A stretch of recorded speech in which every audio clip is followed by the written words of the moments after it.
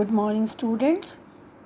मैं डॉक्टर सीमा गौर, सह आचार्य गृह विज्ञान, आज आपको गृह प्रबंध के विषय में बजट निर्माण के चरण के बारे में पढ़ाऊँगी। पिछले अध्ययन सत्र में हमने बजट क्या है, बजट का क्या महत्व है और बजट कितने प्रकार का होता है, इसका अध्ययन किया था। आज एक कदम आगे बढ़ते हुए हम बजट कैसे बनाएं, इस विषय पर चर्चा करेंगे। बजट निर्माण के स्टेप्स को हम देखें, उसके पहले हम ये देखें कि जब हम बजट बनाते हैं तो उसमें वो कौन से मद हैं, वो कौन से डिफरेंट हेड्स हैं जिनके बीच हमें अपने धन को खर्च करना पड़ता है या धन को खर्च करने की योजना बनानी पड़ती है। पहला मद है भोजन। हम सभी जानते हैं कि भोजन हमारी पहली और मूलभूत आवश्यकता है, जिसके लिए हमें अपनी मासिक या वार्षिक आय का एक बड़ा हिस्सा खर्च करना पड़ता है। निम्न आय वर्ग के लोग तो 70 से 80% आय का हिस्सा केवल और केवल भोजन पर ही खर्च करते हैं। जैसे जैसे हमारी आय बढ़ती जाती है वैसे वैसे भोजन पर खर्च होने वाला प्रतिशत हिस्से में कुछ कमी आती जाती है। वस्त्र भी हमारी मूलभूत आवश्यकता है और हमें अलग अलग मौसम और अवसरों के अनुकूल वस्त्रों की परिधानों की ज़रूरत होती है। इतना ही नहीं, घर में अलग अलग कार्यों के लिए भी हमें भिन्न भिन्न प्रकार के वस्त्र चाहिए। जैसे कि सोने के लिए बिस्तर चाहिए, नहाने धोने के लिए और पोंछा पाछी के लिए हमें टॉवल्स, नैपकिन्स वगैरह चाहिए, और formal wear, informal wear, uniforms, अलग अलग तरह के वस्त्र अलग अलग कार्यों के लिए चाहिए। तीसरा, आवास। घर चाहे अपना खुद का हो चाहे किराए का हो, आवास के लिए भी हमें प्रति माह या प्रति वर्ष कुछ धन की व्यवस्था रखनी पड़ती है। अगर हम किराए के घर में रहते हैं तो हमें प्रति माह किराया देना पड़ता है, और अगर हमारा अपना स्वयं का मकान होता है तो हमें उसमें समय समय पर मेंटेनेंस के लिए कुछ खर्चा करना पड़ता है। तो आवास के लिए भी हमें बजट रखना पड़ता है।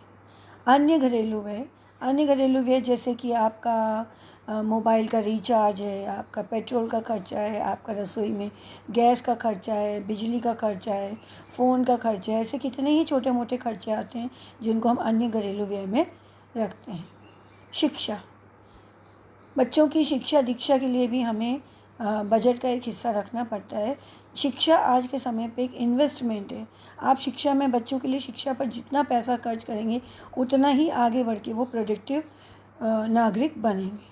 स्वास्थ्य, घर के सदस्यों में, पारिवारिक सदस्यों में हारी बीमारी चलती ही रहती है और उन्हें समय समय पर मेडिकल फैसिलिटीज़ की भी ज़रूरत पड़ती रहती है, दवाइयों की ज़रूरत पड़ती है, कभी डॉक्टर को दिखाना पड़ता है। छोटे बच्चे होते हैं तो उन्हें समय समय पर वैक्सीन्स लगवानी पड़ती हैं। तो ये सभी जो मेडिकल प्रॉब्लम्स हैं या स्वास्थ्य समस्याएं हैं, इनके लिए भी धन का कुछ हिस्सा खर्च होता है। मनोरंजन, आमोद प्रमोद एवं मनोरंजन के लिए भी कुछ खर्चे होते हैं। व्यक्तिगत खर्च जो हमारे पर्सनल खर्चे होते हैं, यातायात यानी ट्रांसपोर्टेशन पे होने वाले खर्च, यातायात पर होने वाले खर्च पब्लिक कन्वेंस पे भी हो सकते हैं, और आपकी स्वयं की कन्वेंस है तो आपका पेट्रोल है या आपका गाड़ी का मेंटेनेंस है, वो भी यातायात में आता है।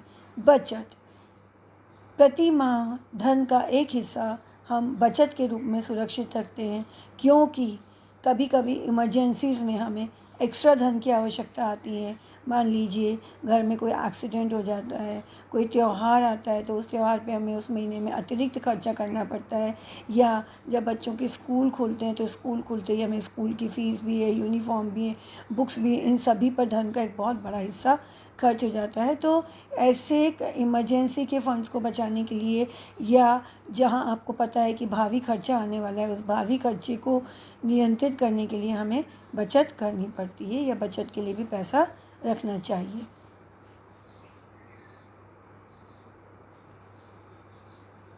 बजट निर्माण के मूल सिद्धांत, वो कौन से सिद्धांत हैं जिनके आधार पर आप बजट करने? पहला, तो आपके परिवार की जितनी भी मासिक या वार्षिक आय है उसका हिसाब किताब लगाएं। मासिक या वार्षिक आय किसी भी स्रोत से हो, आपकी पैतृक संपत्ति से हो रही है, गांव से, गांव में जो ज़मीन है उस पर जो खेती बाड़ी हो रही है उससे हो रही है, या आपने ब्याज पे पैसा चढ़ा रखा है, उस ब्याज के पैसे से आपकी इनकम हो रही है। इस तरह से सभी प्रकार की इनकम को एक साथ इकट्ठा करके उसका हिसाब किताब लगाना पहला सिद्धांत है। दूसरा, परिवार के सदस्यों की आवश्यकताओं की सूची बनाना। इससे क्या होता है, हमारे सामने एक लिस्ट आ जाती है कि हमें किन आवश्यकताओं को प्राथमिकता देनी है और किन आवश्यकताओं को हम सेकेंडरी स्टेज पे रख सकते हैं। तीसरा, आय का विभाजन विभिन्न मदों में इस प्रकार से करना कि अनिवार्य, आरामदायक एवं विलासितापूर्ण आवश्यकताओं की पूर्ति होने के बाद भी कुछ राशि भविष्य के लिए बची रहे। अब आपने इनकम का पता भी लगा लिया, आपने सदस्यों की आवश्यकताओं की सूची भी बना ली। अब जो आपकी इनकम है, मैंने आपको पिछली स्लाइड में विभिन्न मद बताए थे कि जिन पे खर्चा होता है, जिसमें से आपने देखा था कि भोजन था, वस्त्र था, आवास था, ये हमारी कुछ अनिवार्य आवश्यकताएँ थी। उसके बाद हमारी कुछ आरामदायक आवश्यकताएँ होती हैं जो हमारी एफिशिएंसी में इम्प्रूव करती हैं, जैसे कि कूलर, पंखा है, एसी है, या आपकी कन्वेंस है, आपकी खुद की स्वयं की कन्वेंस है। तो सेकंड नंबर पर हम आरामदायक आवश्यकताओं को प्रायोरिटी देते हैं, और अंत में हम विलासितापूर्ण आवश्यकताओं की पूर्ति के लिए धन का व्यय धन की व्यवस्था करते हैं। और इन सब की पूर्ति होने के बाद भी कुछ राशि हम पहले से बचा के रखते हैं, जो बचत के रूप में हमारे लिए भविष्य के लिए बची रहें, जो भावी खर्चों में काम आए या इमरजेंसी और क्राइसिस के समय पे काम आए। चरण, पहला चरण है बजट की अवधि निर्धारण करना। प्रायः ये एक मास की होती है, जिसमें हम मंथली इनकम और मंथली खर्चों का हिसाब किताब रख कर बजट बनाते हैं। पर जब हम राष्ट्रीय बजट की गणना करते हैं तो राष्ट्रीय बजट जो होता है वो वार्षिक बनता है। रेलवे बजट भी वार्षिक बनता है, आपने सुना होगा मार्च के महीने में बजट का अनाउंसमेंट होता है। और जिनकी इनकम कम जो है मासिक होती है या पाक्षिक होती है, यानी कि 15 दिन में एक बार होती है, तो कभी कभी बजट साप्ताहिक या पाक्षिक भी बनाया जा सकता है। तो पहली स्टेप है अवधि का निर्धारण करना कि आप बजट कितने समय के लिए बना रहे हैं। दूसरी स्टेप, जैसा कि मैंने आपको पहले भी कहा था, परिवार के विभिन्न सदस्यों की आवश्यक वस्तुओं और सेवाओं की सूची बनाना और उनकी मात्रा निर्धारित करना। तीसरा, विभिन्न मदों पर होने वाले व्यय को योग करके बजट पर होने वाली पूर्ण राशि का अनुमान लगाना। हमने अलग आवश्यक वस्तुओं की सूची भी बना ली, विभिन्न मदों में बजट को अलोकेट भी कर दिया। अब इन आवश्यकताओं के आधार पर भिन्न भिन्न मद में जितना खर्चा होना है उसको लगाने के बाद सभी तरह के खर्चों को योग करके आप बजट पर होने वाली पूर्ण राशि का अनुमान लगा लेते हैं। चौथा, आपने खर्च होने वाली राशि का अनुमान लगा लिया। इसी प्रकार आप परिवार की आश्वस्त आय एवं संभावित आय का भी आपको अनुमान लगाना है। आश्वस्त आय से तात्पर्य वो आय जो निश्चित है, आप निश्चिंत है कि ये आय तो आपको मिलेगी ही मिलेगी। जैसे सैलरी, हम महीने भर जॉब करते तो उसके फलस्वरूप हमें जो आय प्राप्त होती है वो होती है सैलरी। इसी प्रकार से किराया, आपने अगर घर किराए पे चढ़ा रखा है तो वो किराया आपको निश्चित रूप से मिलेगा ही मिलेगा। इसी प्रकार से अगर आपने बटाई पर ज़मीन दे रखी है और वो फिक्स बटाई है कि इतने रुपए वार्षिक आपको उसके मिलने ही हैं, चाहे बटाई करने वाले को फ़ायदा हो या ना हो, तो वो आपकी आश्वस्त है। जब हम बात करते हैं संभावित आय की, तो संभावित आय वो होती है जिसके आपको अनुमान होता है कि ये आपकी होगी।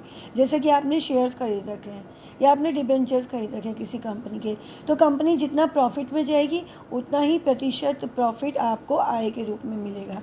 इसी प्रकार से आपने जो अपनी ज़मीन है वो बटाई पर दे रखी, लेकिन प्रतिशत लाभांश के बेसिस पे दे रखी है। यानी कि जो व्यक्ति जिसको आपने बटाई पर ज़मीन दी उसको जितना भी लाभ होगा उसका कुछ 10% या 15% हिस्सा अगर वो आपको देने वाला है, तो ये 10% 15% हिस्सा संभावित आय में आएगा। इसी प्रकार से अगर आपने किसी भी प्रकार का बिजनेस या व्यवसाय अगर आपने परसेंटेज बेसिस पर आपने शेयर कर रखा है तो वो संभावित आय में आती है। पांचवी स्टेप है जो आपने अनुमानित आय लगाई और जो आपने प्रस्तावित व्यय आपने एक आकलन किया, इन दोनों में संतुलन स्थापित करना। मैंने आपको बजट के प्रकारों में बताया था, संतुलित बजट जिसमें आय और व्यय दोनों बराबर रहते हैं और बचत नहीं के बराबर होती है या बिल्कुल नहीं होती। दूसरा संतुलित बजट बताया था जिसमें आय अधिक होती है, व्यय कम होता है। और तीसरा घाटे का बजट बताया था जिसमें व्यय तो अधिक होता है और आय कम होती है। तो पांचवी चरण वो है जब आपको ये डिसाइड करना है कि हमारा बजट कैसा हो। और प्रायः हमें लाभांश का बजट बनाने का प्रयास करना चाहिए, घाटे का बजट नहीं, और ना ही संतुलन का बजट, क्योंकि संतुलन बजट में बचत का कोई चांस नहीं होता, बचत के लिए कोई संभावनाएं नहीं होती, और हमें बचत करना बहुत ज़रूरी है। बजट का निरीक्षण करना। अब आपने बजट बना भी लिया, उसके बाद आपको बजट को चेक भी करना है, निरीक्षण भी करना है कि आपकी आय कहाँ कहाँ थी और आपका व्यय कहाँ कहाँ था, वो कौन से सोर्स हैं। अगर आपको लगता है कि आपका बजट जो है वो घाटे का जा रहा है, या संतुलित बजट है, या बचत आपकी उम्मीद से कम है जितनी आप चाह रहे थे, तो ऐसे में आपको बजट को निरीक्षण करना पड़ेगा, चेक करना पड़ेगा कि आपने बजट ठीक तरह से बनाया है कि नहीं, या कहाँ कहाँ पर चेंज की ज़रूरत है, वो कौन से अंश हैं, वो कौन से मद है जिनमें से आपको खर्चा कुछ कम करना है। सातवां है बजट पर नियंत्रण करना। बजट को बना लेना और बजट का निरीक्षण करना ही काफ़ी नहीं है। महीने भर जब हम उस बजट के हिसाब से खर्च करते हैं, तब हम उस अपनी होने वाली इनकम और खर्च का भी हिसाब किताब रखते हैं, और प्रतिदिन या साप्ताहिक या पाक्षिक रूप से कंट्रोल करते हुए चलते हैं कि आपने किस मद में कितना खर्च तय किया था और वास्तव में कितना खर्च हो रहा है। क्या खर्च आपकी जो राशि आपने तय करी थी, बजट बनाया था, उससे ज़्यादा तो नहीं हो रहा, या कोई ऐसी इमरजेंसी या क्राइसिस तो नहीं आ गई जिसकी वजह से बजट आपका आउट ऑफ कंट्रोल हो गया, कोई परिवार में समस्या आ गई हो और आपको बजट का एक बड़ा हिस्सा उस समस्या के समाधान में खर्च करना पड़ा हो। तो ये सारी स्टेप्स आती है बजट पर नियंत्रण करने में, और बजट पर नियंत्रण करने के लिए हमें समय समय पर बजट जो खर्च आप कर रहे हैं, जो इनकम आप हो रही है, उस पर एक नज़र रखनी पड़ती है, मॉनिटरिंग करनी पड़ती है, जिससे आप कंट्रोल कर पाते हैं कि कहीं खर्च ज़्यादा हो रहा हो तो उसको आप समय से कंट्रोल कर लें। आठवां है समायोजन करना। समायोजन करने से तात्पर्य, जैसे कि मैंने आपको बताया, नियंत्रण करना। नियंत्रण करने के दौरान ही हम समायोजन भी कर लेते हैं। जब हमें लगता है कि राशन में खर्च होने वाली चीज़ों के दाम अचानक बढ़ गए, या कभी ऐसा होता है आलू प्याज और टमाटर के ही दाम बढ़ जाते, तो ये जो हमारी नेसेसरी किचन की कमोडिटीज़ हैं, इनके जब दाम बढ़ जाएँ तो हो सकता है फल सब्जियों पर होने वाला खर्चा आपका अचानक कुछ बढ़ जाए। तो ऐसे में आप क्या करेंगे, ऐसी चीज़ों पर, ऐसे फल सब्जियों पर खर्च कम करेंगे जो कि बेमौसम की होती हैं, जिनमें आपने अधिक खर्च करना पड़ता है, और आप समायोजित कर लेते हैं। इसी प्रकार से आप देखते हैं कि परिवार में अचानक ही कोई शादी विवाह तय हो गया और आपको शादी विवाह में सम्मिलित होने के लिए बाहर जाना पड़े, तो आपको अपने धन का एक बड़ा हिस्सा ट्रांसपोर्टेशन में या वैवाहिक तैयारियों में और विवाह में खर्च करना पड़ता था। ऐसे में इस अतिरिक्त खर्च को आपको अन्य आरामदायक या विलासितापूर्ण आवश्यकताओं के खर्च में कमी करते हुए समायोजित करना पड़ता है। और बजट निर्माण के अंतिम चरण है व्यय का मूल्यांकन करना। ये मूल्यांकन वैसे तो आप साप्ताहिक, प्रतिदिन, पाक्षिक रूप से करते ही रहते हैं, जो कि नियंत्रण वाली स्टेज में, किंतु माह के अंत में, अगर आपने मासिक बजट बनाया था तो माह के अंत में आप संपूर्ण मूल्यांकन करते हैं कि आपकी आय कितनी हुई थी और आपने कहाँ कहाँ कितना व्यय निर्धारित किया था और वास्तव में आपको कितना खर्च करना पड़ा। और इस मूल्यांकन के आधार पर आप अगले माह की बजट की तैयारी करते हैं और उसमें आवश्यकता अनुरूप परिवर्तन भी करते हैं। एंजिल का व्यय सिद्धांत। एंजिल एक होम इकोनॉमिस्ट हुए हैं जिन्होंने अपना एक सिद्धांत दिया कि बजट बनाते समय को आपने जो कुछ मद हैं, आवश्यक मद या आरामदायक मद, उन पे प्रतिशत व्यय किस तरह से बदलता है जैसे जैसे व्यक्ति की आय बदलती है। और उन्होंने ये सिद्धांत निकाला कि जैसे जैसे आय बढ़ती है वैसे वैसे कुछ मदों में होने वाला प्रतिशत खर्च कम होता जाता है, या कुछ मदों में होने वाला प्रतिशत खर्च बढ़ता जाता है, या कुछ मद ऐसे हैं जिनमें कि प्रतिशत खर्च में कोई परिवर्तन नहीं होता। कुल व्यय तो बदलेगा लेकिन प्रतिशत व्यय नहीं बदलेगा। आइए, ये टेबल आपको दिख रही है, इसमें आपने देखा होगा कि ये जो भोजन पे खर्चा है, आप इसको ध्यान से देखिए। निम्न आय वर्ग में 60% सबसे ज़्यादा है, और वहीं उच्च आय वर्ग में ये खर्चा 60 से 55 और 55 से 50 हो गया है।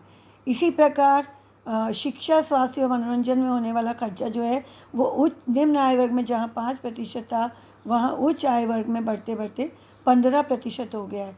प्रतिशत से मतलब है कि अगर आपकी आय 100 रुपये की है तो उसमें से आप 5 रुपये शिक्षा, स्वास्थ्य और मनोरंजन पे निम्न आय वर्ग वाला खर्च कर रहा है, वहीं उच्च आय वर्ग वाला 15 रुपये खर्च कर रहा है। इसी प्रकार भोजन पर निम्न आय वर्ग वाला जहाँ 60 रुपये खर्च कर रहा है तो उच्च आय वर्ग वाला केवल 50 रुपये ही खर्च करेगा, अगर ये माना जाए कि उनकी आय बराबर है।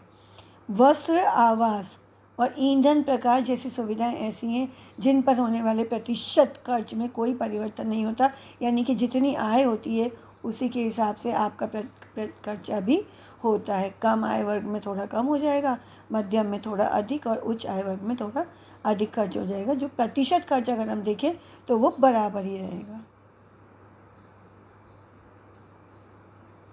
एंजल के उपभोग नियम को जब आज के परिप्रेक्ष्य में देखा गया, ये जो बातें मैंने आपको पिछली स्लाइड में टेबल के थ्रू समझाई थी वही इसमें लिखी गई हैं कि भोजन पर किए जाने वाले व्यय का प्रतिशत खर्च घटता रहता है। निम्न आय वर्गीय यदि भोजन पर 60 से 70 और 80% तक खर्च करते हैं तो उच्च आय वर्ग वाले केवल 45 से 50% ही खर्च करते हैं।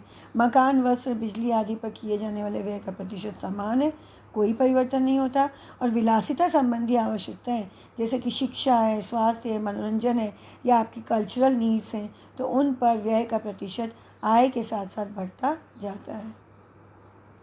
आधुनिक परिप्रेक्ष्य में जब एंजल्स के उपभोग नियम का उपयोग देखा गया तो ये पाया गया कि एंजल का उपभोग नियम आज के परिप्रेक्ष्य में पूर्णतया लागू नहीं होता। पहला कारण तो ये है कि एंजल ने अपने उपभोग नियम में बचत का कोई प्रावधान नहीं दिया, जबकि बचत जो है वो बजट का महत्वपूर्ण हिस्सा है और वो हमारी जीवन का भी महत्वपूर्ण हिस्सा है जो हमें आगे पीछे आने वाली इमरजेंसीज़ के लिए सुरक्षा प्रदान करता है। दूसरा, शहरों में आवास समस्या दिन प्रतिदिन जटिल होती जा रही है। किराए का घर लो तो किराया प्रतिदिन बढ़ता जा रहा है, स्वयं का मकान हो तो स्वयं का मकान बनाना भी कोई आसान काम नहीं हो गया है। ऐसे में अगर हम प्रतिशत व्यय की बात करें तो जैसे जैसे आय बढ़ती जाती है वैसे वैसे आवास पर होने वाला प्रतिशत खर्चा भी बढ़ता जाता है। निम्न आय वर्ग वाले को आवास में वो बहुत ज़्यादा खर्च नहीं करता, अगर वो किराए का घर भी खरीदेगा तो वो बहुत कम किराए का घर खरीदेगा। लेकिन मध्यम वर्गीय परिवार जब एक किराए का घर भी खरीदने के लिए जाएगा तो वो अपनी आरामदायक सुविधाओं के हिसाब से, आज की परिस्थितियों के हिसाब से कम 2 कमरे या 3 कमरे, रसोई और डाइनिंग हॉल का घर तो किराए पर लेगा ही लेगा, जिसका किराया हो सकता है कि वो प्रतिशत व्यय में न समाए। इसी प्रकार से प्रकाश की व्यवस्था हो, चाहे ईंधन और बिजली की व्यवस्था हो, इसके खर्च में भी आय के साथ साथ बढ़ोतरी होती जाती है, क्योंकि जब हम बात करते हैं लाइटिंग अरेंजमेंट की तो जैसे जैसे आय बढ़ती जाती है वैसे वैसे व्यक्ति अपने घर में इन प्रकाश व्यवस्था के लिए काम में लिए जाने वाले उपकरणों में अधिक से अधिक खर्च करता है और जो एक्सेसरीज़ हैं उन पर खर्च बहुत बढ़ जाता है। इसी प्रकार से ईंधन की बात करें तो हम कन्वेंस के लिए 2 व्हीलर भी यूज़ करते हैं और 4 व्हीलर भी यूज़ करते हैं, और इनकम के बढ़ने के साथ साथ आजकल परिवारों में नंबर ऑफ़ 4 व्हीलर्स भी बढ़ते जा रहे हैं, तो ईंधन पर होने वाला जो प्रतिशत खर्च है उसमें बढ़ोतरी होती है। इसी प्रकार से व्यक्ति और परिवार के जो रहन सहन के स्तर हैं या जो आदतें हैं उसमें भी एंजल का सिद्धांत लागू नहीं होता। क्योंकि व्यक्ति अपनी आदतों से उपभोग नियम या सिद्धांत के हिसाब से कोई कॉम्प्रोमाइज़ नहीं करता। एक मध्यम आय वर्ग वाला व्यक्ति भी अगर वो ब्रांडेड वस्त्र ही पहनने की उसको आदत हो तो भले ही उसकी आय मध्यम हो और वो कुछ अपनी ज़रूरी आवश्यकताओं में कटौती कर दे, लेकिन वो ब्रांडेड वस्त्रों पर होने वाले खर्चों को कंट्रोल नहीं करेगा। इसी प्रकार से आजकल के बच्चों को आपने देखा होगा, आधुनिक सभ्यता और संस्कृति के चलते बड़े से बड़े मॉल्स में जाना और बड़े बड़े रेस्टोरेंट्स में भोजन करना और एक सामान्य सिनेमा थिएटर की जगह बाइस्कोप वगैरह में पिक्चर देखना इत्यादि, इस तरह की उच्च स्तरीय रहन सहन की आदतें हैं जिन पर एंजल का उपभोग सिद्धांत लागू नहीं होता।